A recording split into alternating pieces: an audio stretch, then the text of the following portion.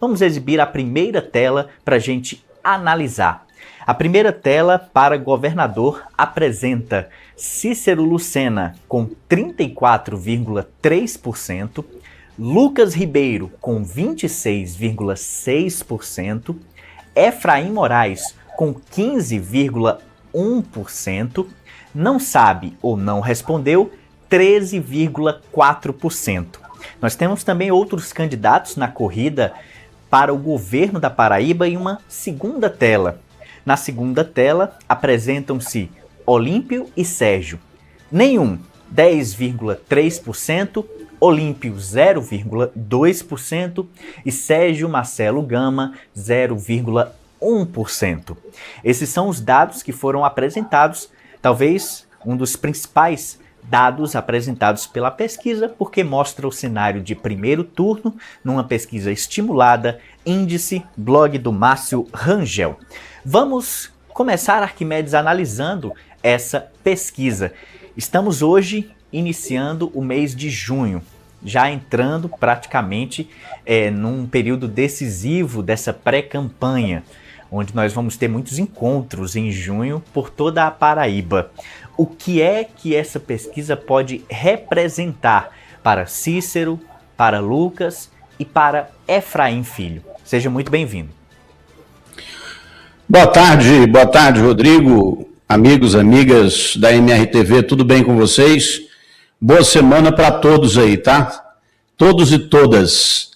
É o seguinte, nós estamos com os dados da pesquisa Índice, que tem uma metodologia de entrevistas pessoais, entrevistas domiciliares, utilizando o método estatístico PPT, ou seja, um método aleatório padrão, para escolher os municípios, para escolher os bairros, para escolher os domicílios. É tudo no modo aleatório. Depois de colhido o material, aí o material passa por um filtro, e o filtro é a amostragem.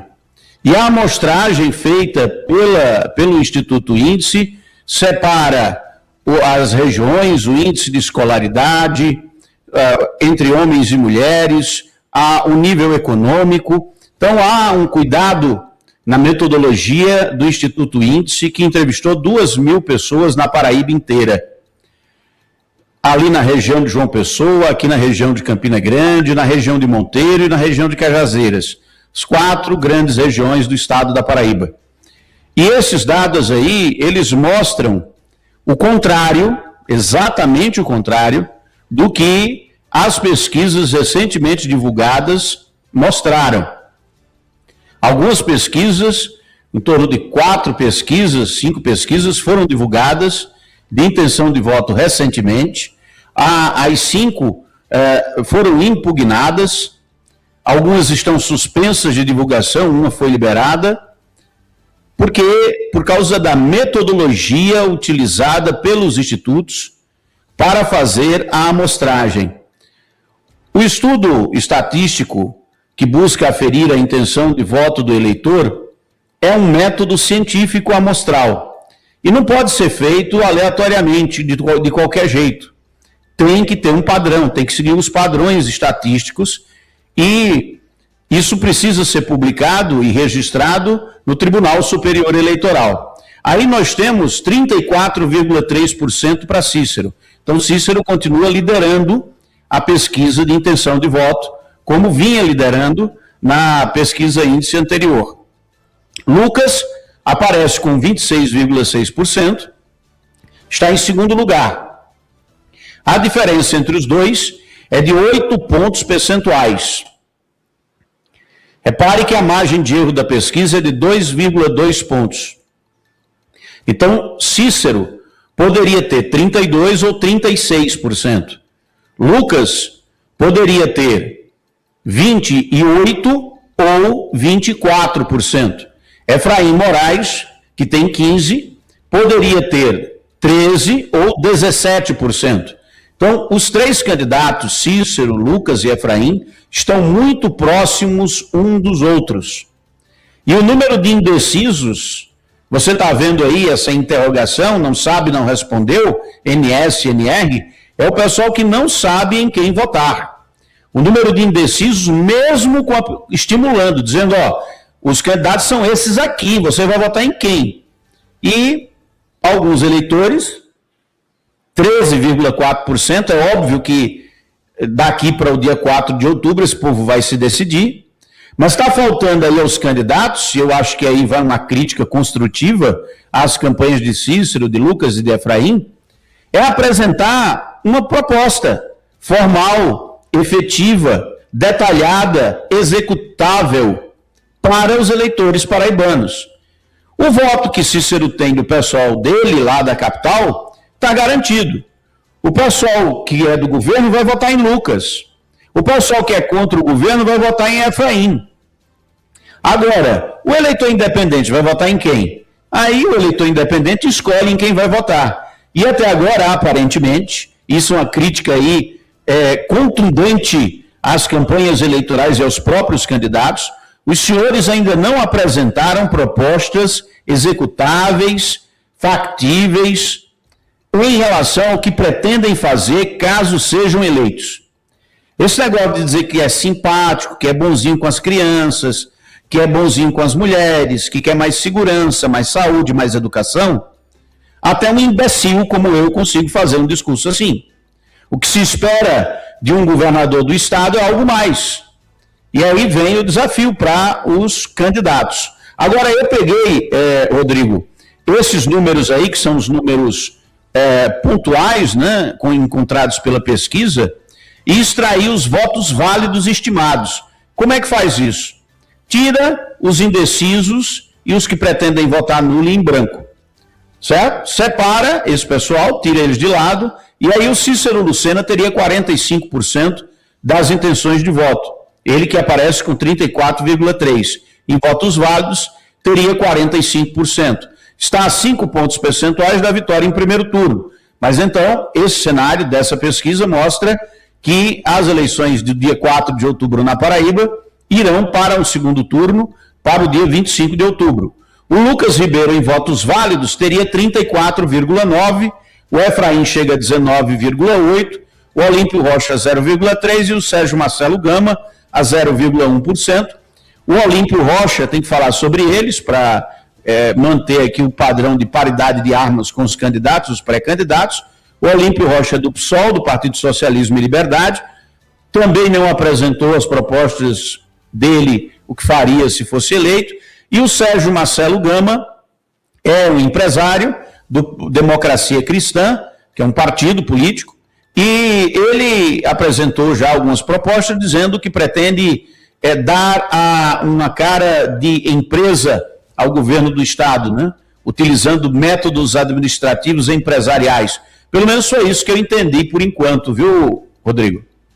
Agora a gente vai, Arquimedes, analisar o cenário de segundo turno para governador. Cenário divulgado pela pesquisa Índice, blog do Márcio Rangel, agora há pouco, já disponível no site, nas redes sociais, na qual a gente analisa agora. Nós temos as telas deste cenário que mostram então a disputa. Cenário 1, Cícero e Lucas. Podemos colocar a tela que mostra Cícero e Lucas? Perfeito. Aparecendo aí na primeira posição, Cícero Lucena, 39,4%. Lucas Ribeiro, 33,5%. Não sabe ou não respondeu, 17,7%. E nenhum, 9,4%. Este é o cenário, então, de segundo turno, primeiro cenário e, de acordo com a pesquisa, o mais provável que aconteça. Temos também um segundo cenário, aí apresenta-se Lucas e Efraim. Lucas 39,8%, Efraim 25,6%. Não sabe ou não respondeu 23,2%, nenhum 11,4%. E num terceiro cenário, temos Cícero Lucena e Efraim Filho. Cícero 42,1%, Efraim 24,3%. Não sabe ou não responderam 23,4%, nenhum 10,2%. Temos então aí o cenário de segundo turno apresentado pela pesquisa Índice Blog do Márcio Rangel. E a gente vê que Cícero continua vencendo nos 3 cenários. Houve, Arquimedes, em sua análise, até puxando pela memória outros dados de pesquisas, um avanço de Lucas nestes cenários de segundo turno? Houve sim, Rodrigo. Eu sei que você lembra que quando o Lucas, há um ano atrás, há mais de um ano, né, em março do ano passado, ele foi cogitado como pré-candidato a governador, ele tinha 4% das intenções de voto. 4%. E o Cícero já tinha o que tem hoje, com uma grande quantidade de pessoas que se diziam indecisas. Os indecisos foram diminuindo, mas hoje esse cenário, né, que traz 39,4 a 33, botar 39 a 33 com 6 pontos percentuais, né, de diferença entre Cícero e Lucas, você vê que eles estão assim na fronteira da margem de erro. Porque se você aplica a margem de erro, 39 pode ser 37. De Cícero, 39 menos 2,2, 37. Lucas tem 33, poderia ter 35. Então aí ficaria 37 a 35, margem muito pequena entre os dois, mas se a eleição fosse hoje, segundo a pesquisa, Cícero lidera fora da margem de erro, portanto Cícero, se a eleição fosse hoje, venceria as eleições em segundo turno. É o que mostra a pesquisa aí, só que tem aí um elemento, que é o NSNR, que aparece aí no slide. 18%, né, vamos considerar aí, se você botar a margem de erro quase 20%, são pessoas indecisas. Esses indecisos, eles não vão ficar indecisos até o dia 4 de outubro.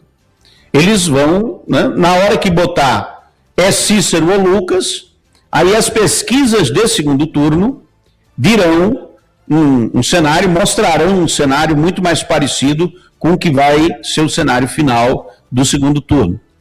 Mas esses 17% aí não permitem hoje dizer que Cícero Lucena ganharia a eleição em segundo turno. Ele aparece numericamente à frente, está liderando as pesquisas, continua liderando as pesquisas, segundo o Instituto Índice. Eu não tenho nenhum motivo para duvidar dos dados do Instituto Índice, comparando com o Real Time Big Data, por exemplo, que divulgou uma pesquisa recentemente. Por quê? Porque o Instituto Índice fez pesquisa domiciliar. Foi nas regiões, foi nas cidades, nas casas das pessoas perguntar. E aí as pessoas se manifestaram. Esse tipo de pesquisa domiciliar, do jeito que foi feita, balanceada dentro dos padrões aleatórios de amostragem da estatística, dá uma precisão significativa. E a precisão, ela mostra a ausência de uma eleição definida. Cícero Lucena liderava e poderia ganhar a eleição já no primeiro turno, nas pesquisas anteriores. Rodrigo, lembre-se bem que eu disse aqui, até de forma polêmica, algumas pessoas ficaram com raiva e tal, era o cenário do momento. Cícero podia ter ganho, né, poderia em algum momento ganhar a eleição em primeiro turno. Só que a eleição não é hoje, nem foi ontem. A eleição é dia 4 de outubro, daqui para lá tem uma campanha pela frente. E o Lucas Ribeiro está se aproximando. Ele tem ao lado dele grandes estrategistas políticos, como o tio Aguinaldo Ribeiro, do Partido Progressista, que é uma liderança no Congresso Nacional, e uma liderança política importante, que está arrebanhando apoio político real para ele. O Lucas Ribeiro é dos candidatos o que tem a menor rejeição. E isso faz diferença? Por quê? Porque na hora de pedir voto, o sujeito que é rejeitado automaticamente pelo eleitor, quanto maior a rejeição, mais difícil de ampliar a votação. Como o Lucas tem uma rejeição baixa, ele está no governo como governador e tem, por assim dizer, a caneta na mão, pode até, inclusive, fazer uma coisa que os outros candidatos não podem, que é cometer o crime eleitoral. Ele pode abusar do poder político e econômico. E aí, se ele abusar, a Justiça Eleitoral vai puni-lo, mas ele pode fazer isso como governador para ganhar, como alguns já fizeram, inclusive. Então, o Lucas, ele está numa situação muito privilegiada, aparece aí numericamente atrás, nessa pesquisa, mas não está ganho o jogo para Cícero, apesar dele estar liderando a pesquisa, apesar dessa liderança se manter, será difícil manter essa liderança. Na comparação com Efraim, você vê aí na tela Lucas e Efraim, Lucas venceria com a distância bem maior em cima de Efraim, Cícero também venceria com a distância significativa em relação a Efraim, mas o Efraim Moraes, aí, ele não é peça fora do baralho, é o contrário. Com esses 25% dele aí, que pode até ter mais, ele é essencial para a definição da campanha eleitoral. E aí eu peguei, o Márcio Rangel mandou para mim, Rodrigo, os dados da pesquisa completa, o relatório, e eu fui olhar nas regiões quem era mais forte. Então, por exemplo, o Cícero Lucena, na região da Mata Paraibana, que é a região de João Pessoa, ele tem 48,1% dos votos. É a região onde ele tem a base mais forte. O Lucas Ribeiro, a base mais forte dele é na região do Agreste, que é a região polarizada por Campina Grande. Lucas tem 35,9% das intenções de voto na região Agreste. E o Efraim Filho tem sua base no Sertão. 21,5% dos votos de Efraim estão no Sertão paraibano. Então, repare, são 3 candidatos fortes, lideranças políticas importantes, que têm bases eleitorais montadas em regiões diferentes do Estado e que possuem poder político e apoio político suficiente para qualquer um deles vencer a eleição. Basta que um deles cometa um erro, porque a eleição tem isso. É uma corrida até o dia 4. Quem tropeçar, quem cair, quem escorregar, quem de repente foi envolvido em algum escândalo, quem nos debates não conseguir manter a conversa que os marqueteiros fazem a pessoa dizer diante das câmeras, quem não conseguir enfrentar os adversários é que vai perder a eleição. Por isso, é uma eleição aberta. 3 grandes candidatos, Cícero Lucena, ex-prefeito de João Pessoa, do partido do MDB, o Lucas, do Partido Progressista, e o Efraim Filho, do Partido Liberal. São grandes partidos políticos, grandes lideranças, portanto, uma eleição aberta na qual tudo pode acontecer, mas que atualmente é liderada na espontânea, no primeiro turno e no segundo turno por Cícero Lucena. A gente tem um último cenário para apresentar, que é justamente um dos que você citou, Arquimedes, o cenário de rejeição. Para governador, vamos ver então o cenário de rejeição para governador. Efraim Moraes, 21,5%, Cícero Lucena, 15,9%, Lucas Ribeiro, 15,1%. Nós temos também uma outra tela que mostra a sequência dos candidatos, nenhum 12,3%, Olímpio Rocha 5,6% e Sérgio Marcelo Gama 4,2%. Sei que você pincelou inicialmente sobre a importância dele, ele pode definir a eleição, quem vai e quem não vai para o segundo turno, principalmente no governo? De tanto a algeriza de um candidato como o desconhecimento.